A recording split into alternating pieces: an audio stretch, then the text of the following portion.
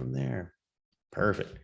We'll kick this thing off. Welcome to this week's episode. I'm here in Zoom land with Rob Barnett, Senior Analyst for Bloomberg Intelligence and Team Lead EMEA Energy Research. Rob is a seasoned research professional with 2 decades of experience advising investors, companies, and policymakers. Rob manages a team of 12 analysts and associates that cover over 110 companies with a combined market cap of about $4 trillion in the energy, utilities, metals, and mining industries. Barnett's personal research franchise is focused on wind and solar industries, energy demand, and the European carbon market. Rob, it's an absolute honor to have you on the show. How you doing this beautiful day in the UK as it is? Well, I'm doing great. First of all, I feel way overdressed. We just have recommenced having in-person meetings here in our office today, and had a bunch of folks come in. This is probably the 3rd time I've worn a tie and a suit in the last 3.5 years, or however long we've been living in this kind of world. But so you caught me in a day when I feel way overdressed, but I'm doing great. It's also weird to have someone read your bio out loud to you these days. I mean, you could have just said, I've got this guy named Rob. He knows some things about energy or something like that. And then we could have gone from there. But I needed to set the stage. I mean, now that you're out there, you're putting yourself out on YouTube, and I mean, you're a celebrity in the space, man. So I had to at least build some context for people to really grab their attention. And, for everyone out there, Rob actually dressed up. He knew he was coming on my podcast. So he literally, I saw him a few hours ago and he was wearing shorts and a t-shirt. So I appreciate you dressing up for this occasion, Rob. This is amazing. Happy to do it. Happy to help raise the bar of the discussion and the dress code for you. Right. Well, so I have to ask, because the same thing with here in the States is, a lot of folks now are doing more meetings in person, a lot more travel. But the typical comment I get from people is, I went to go put on my slacks and coat and they're way too small for whatever reason. It's like they shrunk. Did you have that problem, or did you manage to kind of keep things together during COVID? I gotta admit, I gained about 30 pounds during the lockdown, and fortunately, I've been able to take about 20 back off. So I'm still a little above my pre-COVID weight, but the suit still fits, at least kind of where I am today. But I got a little bit more to take off. We're going to Disneyworld in August with some good family friends, and I'm in a competition with the other dad where we check in on our weight every morning. Yeah, that kind of thing is so healthy for keeping it real on the scale. Yes. No. Well, congratulations. That's huge. I someone who's an advocate of health and fitness. I love hearing people's journeys on, whether they're trying to, lose weight or get healthier or sleep better, whatever the case is. It's a challenge. And so I commend you and applaud you on dropping the pounds. And I have no doubts you're going to come out on top against the other dad. I have no idea who he is, but just your determination to succeed, I think is going to surpass the other gentleman, but who knows? But so Disney World, that's exciting. You and the family obviously are meeting some folks, or what? Yeah, we have a biannual pilgrimage to the States, more or less. Even though I'm here in London, I'm from the southeastern part of the US, and we actually go to Florida every summer and at Christmas to kind of convene with the broader family, let the kids see their cousins, all that kind of stuff. And this year we're bringing some good friends who are Danish, and going to introduce them to Florida and Disney World. So it should be fun. And they're some close expat friends we've got here in London. Nice. That is so cool. So I had the opportunity to go. So we went to, for spring break, I took my wife, my wife and I took our kids to Disneyland. And when I was in grad school, I went to school with a gentleman who actually works for the Los Angeles utility department. I don't know I forget the term, but anyway, such a great guy. He lives in North Los Angeles. He said, you got to bring your kids to Disneyland. I'll show you around and this and that. And so we did. And what an awesome experience. I mean, my kids had such a blast, and it was so cool to, and it was at a time where, I mean, I thought Los Angeles was going to be strict lockdown. you had to show your vaccine passports and, you know, just kind of all the stuff that you see all over the news. Well, it was interesting because there wasn't nearly as many Teslas as I thought. And I didn't have to wear a mask anywhere I went in Los Angeles. I said, okay, it's not that bad. You know what I mean? And again, the intent is good, but it was nice to be able to do it and have the freedom and go do this and that and whatever. But has your family, or like, have you taken the kids to Disney World before? Or is this going to be It's the first time? a great question. The first time doing proper Disney World in the US, a few years ago, we went to Disney Paris. And that was great because we didn't even tell Ah, them we were going to do it. We just took the train over and suddenly showed up at Disney World. That was so fun. They're yes. older now. They're well aware. I think that if you ever have a chance, Disney Paris is kind of interesting, but I was very disappointed with the food there. You're in this major Ah, global culinary city, and everything was like fried beige food. I think the food at proper Disney World is going to be a bit better. We'll see. But yeah, this will be the first time doing Disney right, the Florida one. We oh, did Legoland in the midst of the crisis, the first summer of COVID. yeah. We hopped in a car and drove all over Europe, and we stopped in Denmark and went to the original Legoland there, and it was fun. So Okay. look, I mean, amusement parks, they're designed for kids, and I think they're, even if you're worried about COVID, I'm not at this point, but if you are, Yeah. you know, you're outside, you're in the sun. It's a pretty safe activity to partake in my perspective.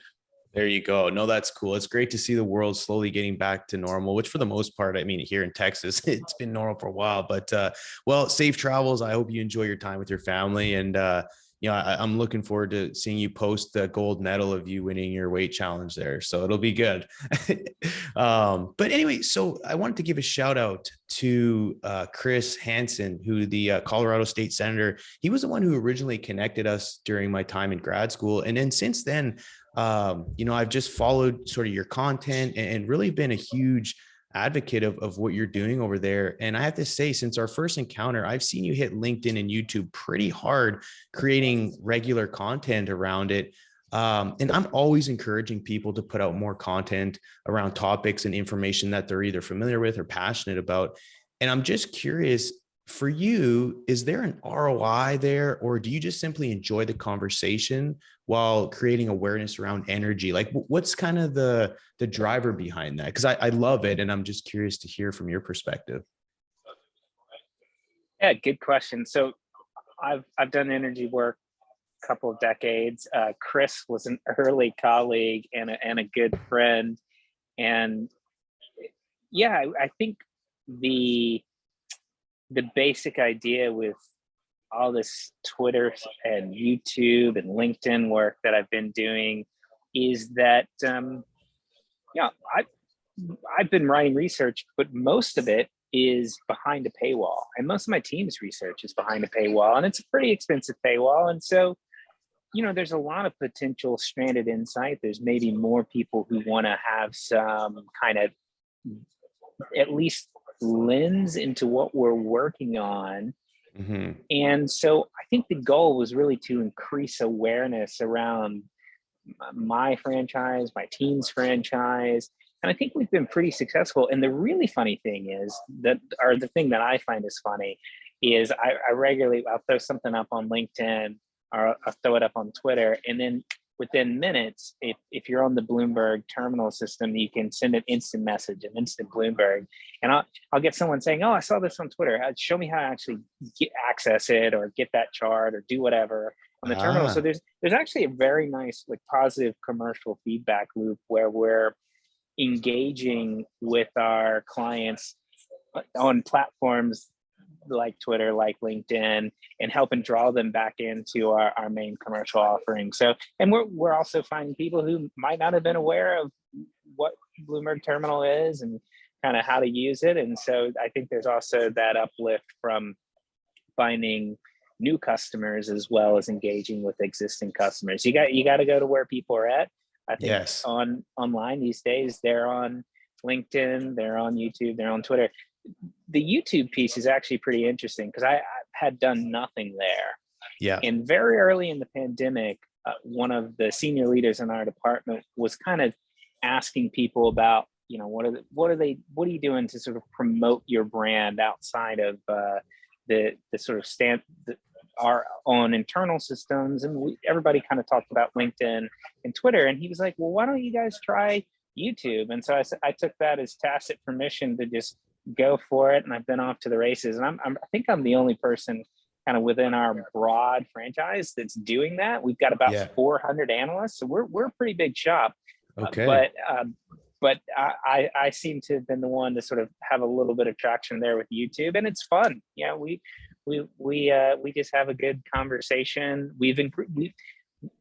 Initially we started out just kind of really talking our own book and just being like, hey, I'm Rob Barnett, here's what I do. And then I kind of involved my team, and then we started to expand and kind of have some other internal experts join us. And recently we've had some kind of friends and family, more or less, people we know, and say, hey, you're comfortable speaking in the public, why don't you come on and talk about some of the work you've been doing? And so it seems to have really developed into this interesting little community, and I don't intend to stop doing it.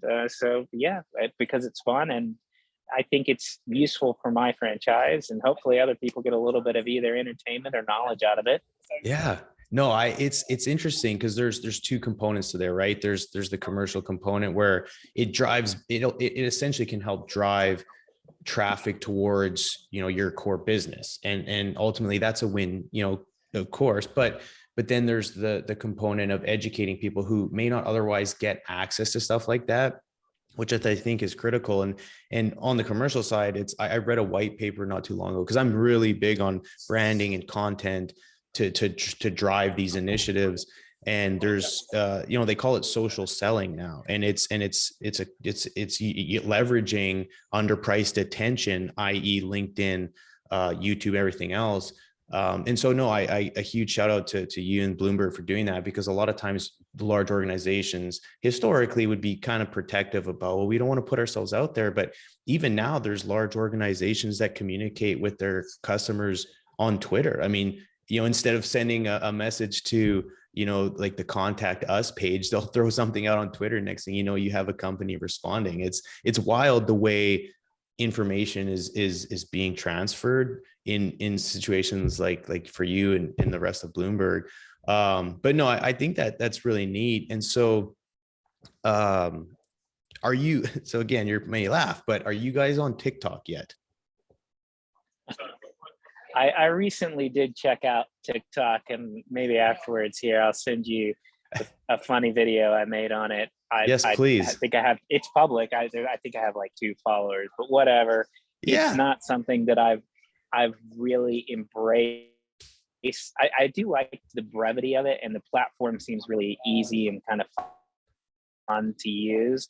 Yeah. It's not super aligned with, I think, my style explicitly, but I could see getting into it. We do have a couple of sort of very active TikTok users on our Bloomberg News part of the organization, and some of them are fun to follow. But cool.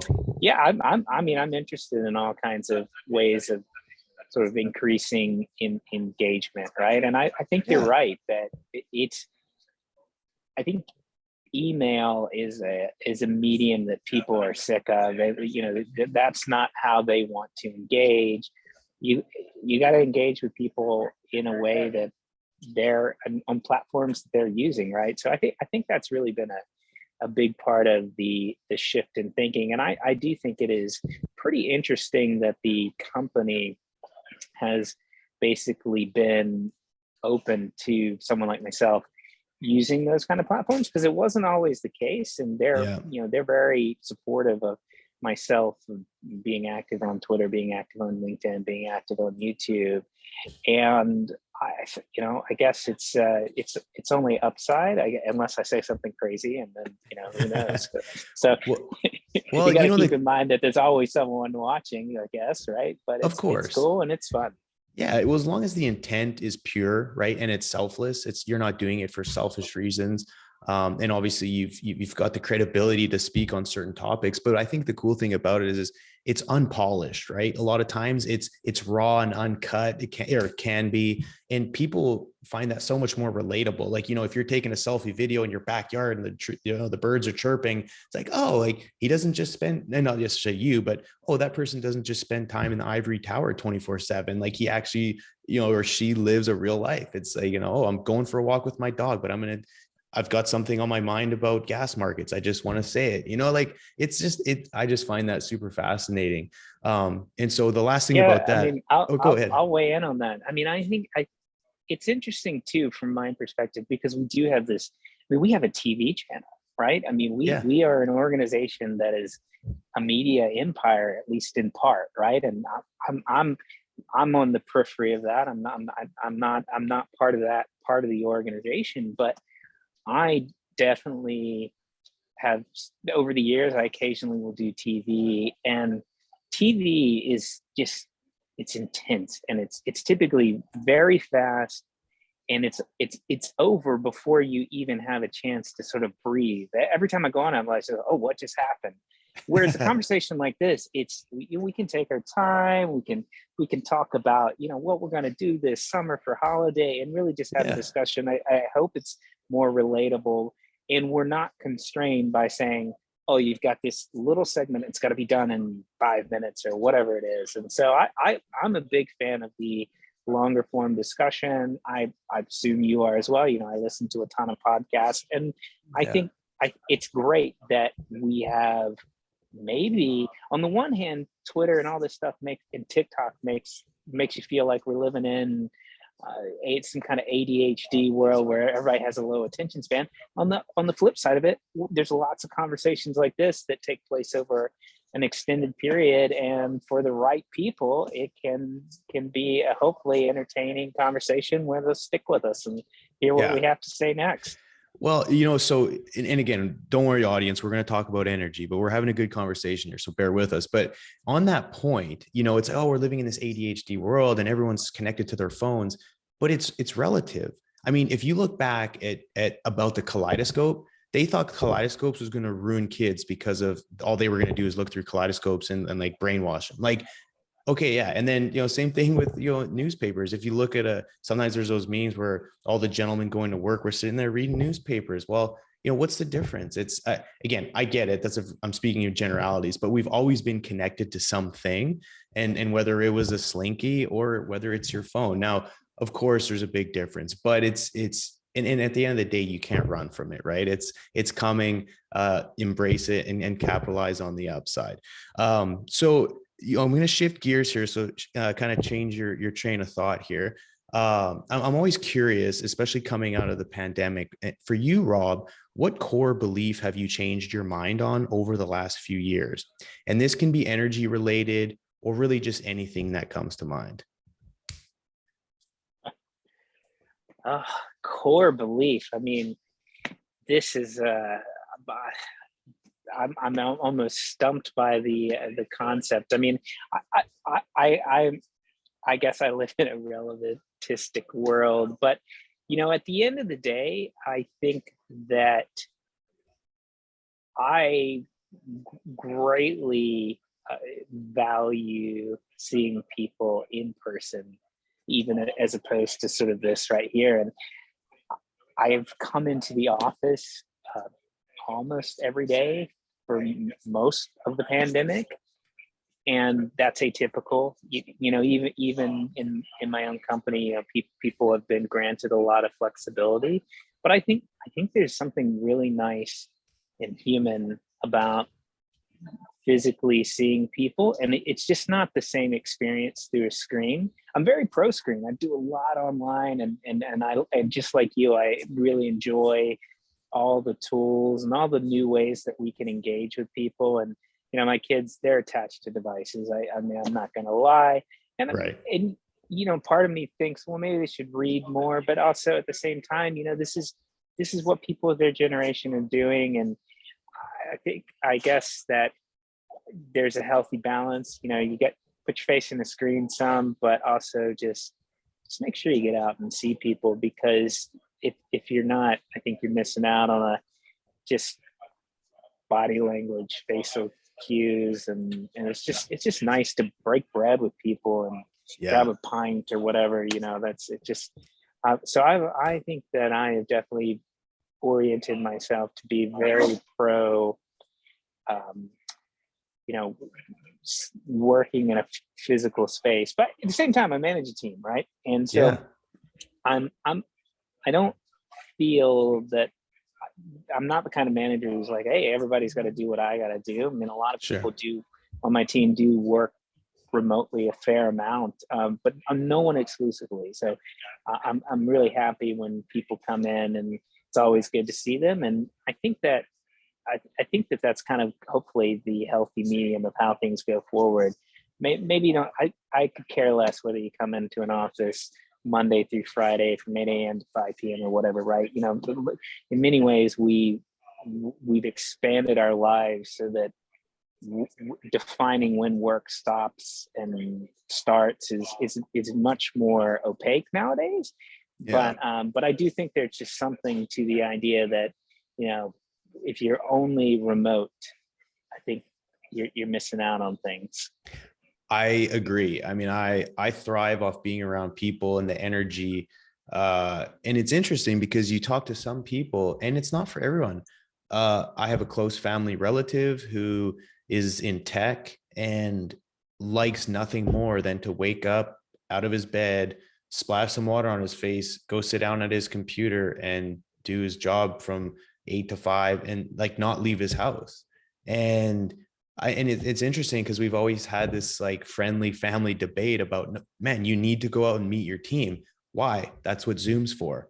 Like, but don't you find value in being around people and perhaps bouncing ideas or running into someone in the kitchen? Like, no, I'll just FaceTime them or I'll text them if I need. And like, there's such a wall there that like neither one of us can pass through. And I'm just like, okay, I guess it's not for everybody, but like you, I embrace being around people, and self-isolation actually, people use that as torture. And so it's like, I don't know, mentally, I think it may impact people, but maybe not. But no, that's a great answer. And so that kind of leads me into I would say people can thrive that way. So I'm open to it. Right. But I'm a social creature for sure. Once a week, my team and I, whatever day we've got the most quorum of people in the office, in London, there's this great tradition of drinking on the side, what I would call sidewalks. They call them pavement here. It's actually a very interesting, confusing bit of difference between US English and British English. Let's stay on that because being Canadian, I can identify. If I yell at my children, get on the sidewalk, they look at me in a confused way because they don't use that term here.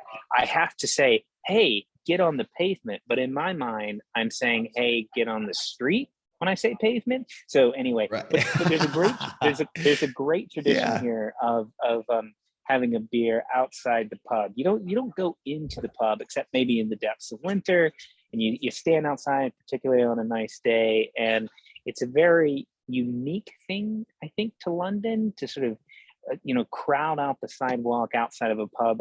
I've never seen any other part of the world sort of quite embrace the outdoor drinking. And it's because it doesn't get super hot here. And you only have a handful of days per year where you can really do it, and people really take advantage. So it's kind of cool. And so being able to do that kind of thing again is quite nice, because they did shut the pubs for a while, and that was a sad time. Oh, I'm sure people had no idea what to do with themselves, which is interesting because being from Calgary, I started off my career once I was out of the field, got downtown Calgary. We call it, patio, going to the patio. And it's same thing. Everyone, from like May to September is like the only time you can do it. So the patios are slammed like right from lunchtime on pretty much most days, as long as it's nice outside. And so and then on the UK side over there, my wife and I took a trip it's just 2018, I think. And it was when France was in the World Cup, and we did London, Rome, and Paris. And we just so happened to take the train and got to Paris on the night of the game. And talk about people on streets. It was like World War III. Like, we had literally got into our hotel, and we were maybe like a quarter mile from the Eiffel Tower, and our window, you could see the Eiffel Tower, and there were people. I was like, I just literally opened this little window out to look on the street, and my wife and I were just in awe seeing how many people were on the streets, like piled around a pub, and the TV screen was about the size of this laptop, or this my computer screen, and there was like 150 people, like 50 feet away, like almost like would need binoculars to look at the TV, but they were just having so much fun. It was such a neat experience, man. I just thought it was crazy. Yeah, Because that's wonderful. yeah, I love it it. is good time. So Rob, how long have you been in London for? It's been quite a while, 5.5 years roughly. So Oh, I still okay. got my accent, but it's been home for a good time. Very, very lovely place to live for sure. Right. So when did you realize your passion for energy? I saw, looking at your LinkedIn, you did electrical engineering, and I think you went into economics for your master's. But at what point did you really have a concentrated effort into knowing that you'd okay, like energy is where I'm going, or was it just kind of by chance? Or give a little bit of background on that. Yeah, this is a good question. Well, first of all, I'm still trying to figure out what I do when I grow up, Hey, me but too. It's okay. but yeah. So when I was in grad school, I had, like you said, I had the background in engineering, and so I did undergrad in electrical engineering, and I did one master's in electrical engineering with a power systems focus. Basically, Oh, most of the people in that degree program would have gone and worked for a utility. And so, I mean, from a technical perspective, I've got a background in sort of understanding how the grid works and all this kind of stuff. And then I was highfalutin. So I was like, look, I'm just going to switch it up and go do economics. And I was going to do a PhD. But once I got there, I was like, look, PhD is not for me. I'm done. I'm going to just take my master's degree and go find a job, earn some money. I was tired of being poor. And when I was wrapping up my master's degree, I was quite interested to go work for Sierra because I'd read the prize. I knew who Dan Yergin was. I had read The Commanding Heights. And so I was just sort of fascinated by the company. I was like, this is where I should go work. And when I was graduating, that's the only company I applied to work at. And my parents were like, you probably should look at other places. You can't have this confidence that they're even going to look at your resume. And somehow they picked my name out of, I'm sure they got tons of resumes. I applied for a relatively junior role there and went in and had some conversations, and they picked me to sort of join the club. It's a crazy interview process when I kind of reflect back on it, because okay. I had some conversations. At one point, I went in and they gave me a presentation that was from their research and consulting. They gave me 5 minutes to look over it, and then they asked me to pitch it to them. And Oh, I wow. must have done okay. It was all kinds of quantitative work where they'd go in and they'd give me some Excel or sort of problems to solve and sort of come back to them with an answer.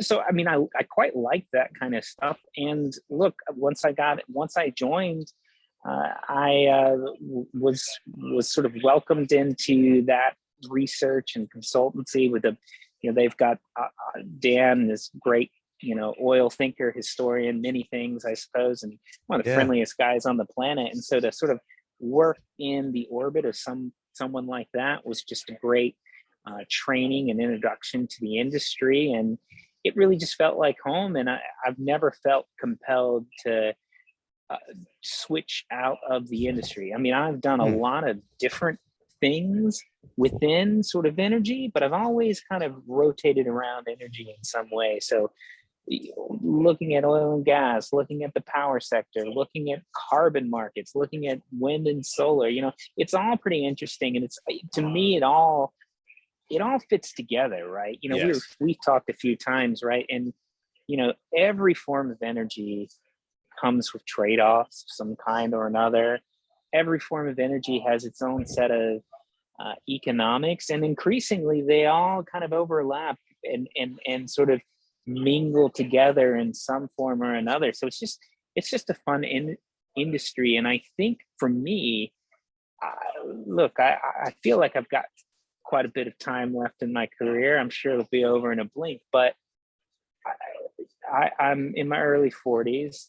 So I might still be kind of working in the twilight of my career around this 2050 date. And there's so much discussion and Yes. energy around what does 2050 look like? And nobody really knows. We've all got crystal balls. We all try to do some analysis, but I think the sort of general view is that there's going to be a lot of transition. And so I just think it's a dynamic sector, and it's not going to look the same as it does today in 30 years, probably. And so the question is, what's it going to look like? So it's like working in an industry that's going to go through so much evolution, I think is great. And, one of the things that I spend a lot of time thinking about too in the space is that I think is important is that, I am a believer in this idea that, we are going to see some really fundamental shifts in the energy space. But I think that a lot of the incumbents are going to participate in that. So you've got 100-year-old businesses plus kind of range that are going to slip into all sorts of new things over the next, few decades. And I think that's really interesting and really compelling, because I think, all businesses that succeed over the long term, they change a lot, right? So I just think that it's an exciting space. I think that there will be a lot of opportunity for new entrants. I think there will be a lot of opportunity for people that have been in the business for a long time. And I hope that there's a place for kind of a very happy medium for people to kind of help navigate this space. I mean, I'll tell you, I do a lot of work on wind and solar, a lot of work on carbon markets, and I know the ESG community pretty well, let's say.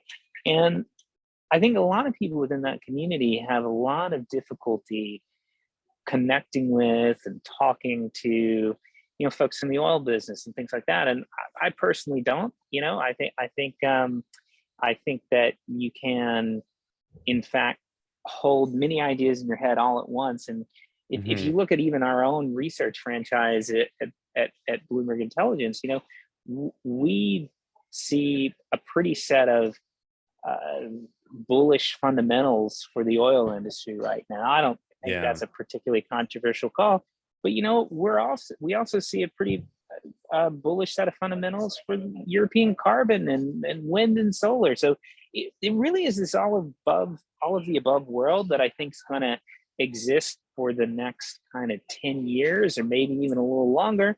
2030, 2040, I think we'll see some acceleration and some trends, but nobody really knows what the winning horse is going to be yet. So you got to be kind of having a portfolio approach, and it just really makes it interesting. And so I think near term, all of the above, and with the idea that those things are going to change.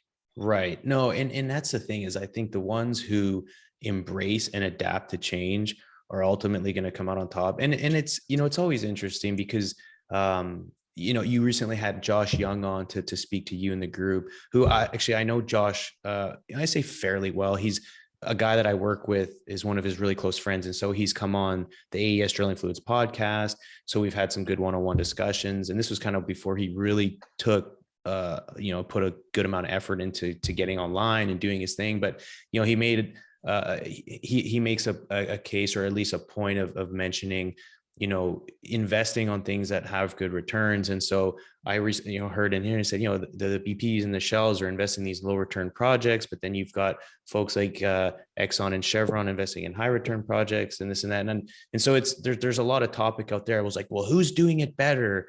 But again, I think it's important to understand, like you said, is that ultimately it's going to come down to the all of the above. And yes, people probably understand.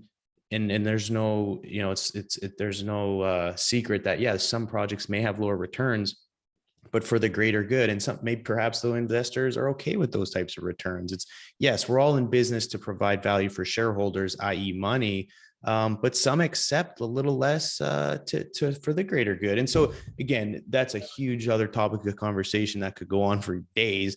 But it really is that the mentality of just understanding no one can deny the fact that the energy demand globally is going to continue to increase. And where does that come from?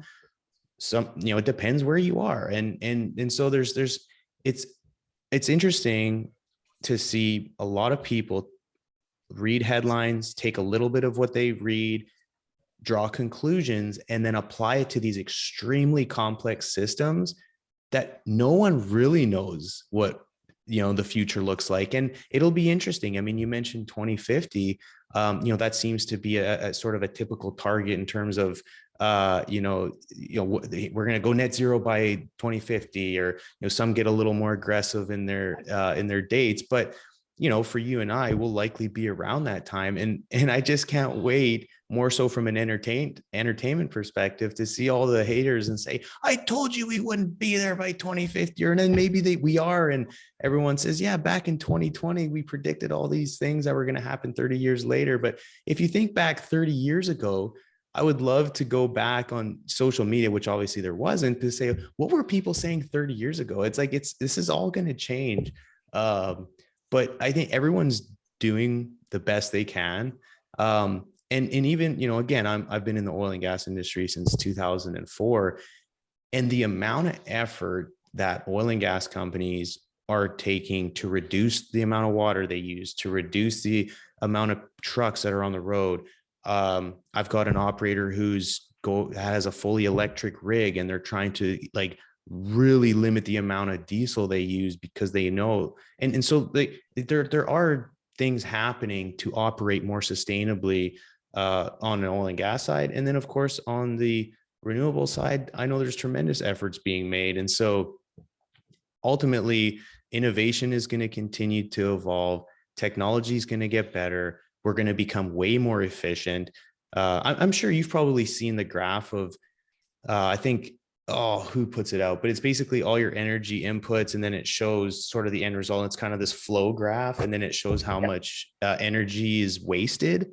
If we can, there's just so many things that we can improve on, that it's like, for me, it's if we can come together and find a way to get, India, Africa, and the rest of the world access to energy. Think of how much talent we can pull from if these folks could actually have the resources that we have. And let's use the whole world as a talent pool to get to where we need to be. And so, that to me is an interesting point. So I know we're coming up close to the hour. I want to respect your time.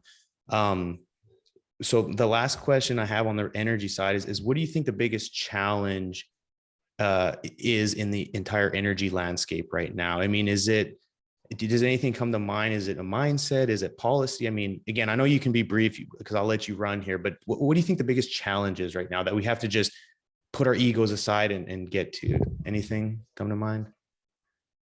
I think the conundrum for the energy world is coming to some kind of reconciliation with the idea that part of the reason prices are really high in oil and right now is this is a geopolitical factor, but I think there arguably has been some underinvestment in new supply for a variety of reasons.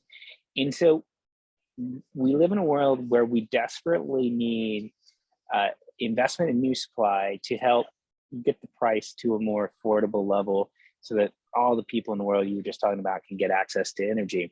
That being said, there's this long-term prize and this evolution. And so how do you fund both? How do you make sure that there's enough fuel that we currently use a lot of, while also making sure that companies are thinking about what does 2050 look like and positioning around that? And I personally think you can do both.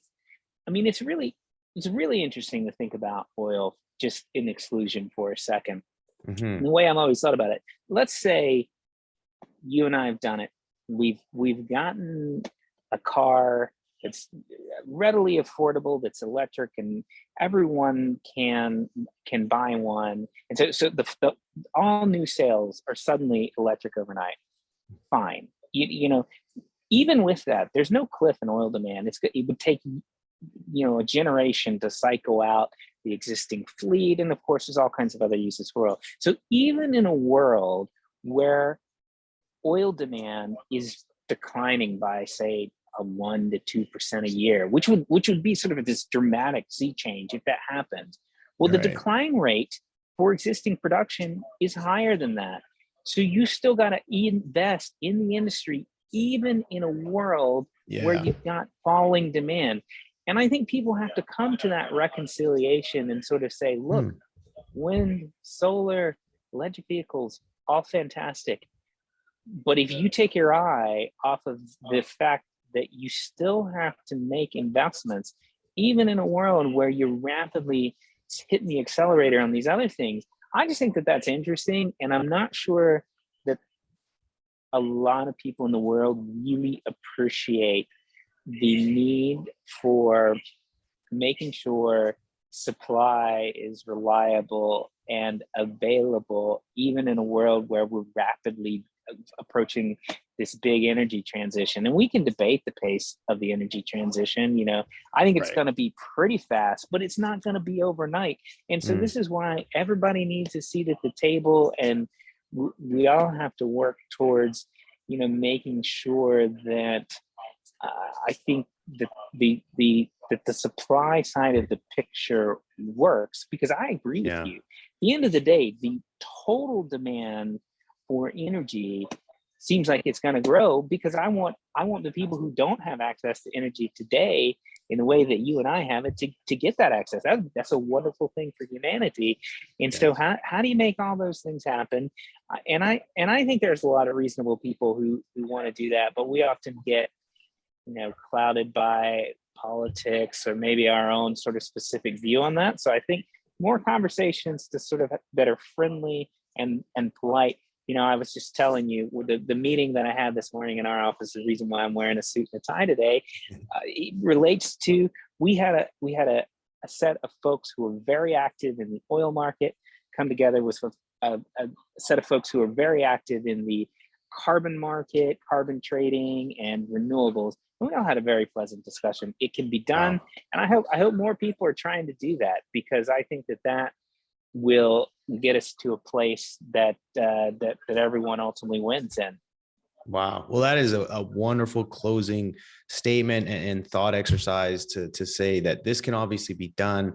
And Rob, this has been an absolute pleasure. I know you have to run. What I'll do is I'll put all the links in the show notes to your LinkedIn, your Twitter, YouTube, and any sort of medium outlet that you have, because I think it's extremely important for people to tune in, learn something, and connect with Rob. Again, thank you so much, Rob. Any closing last words? I know you got to run.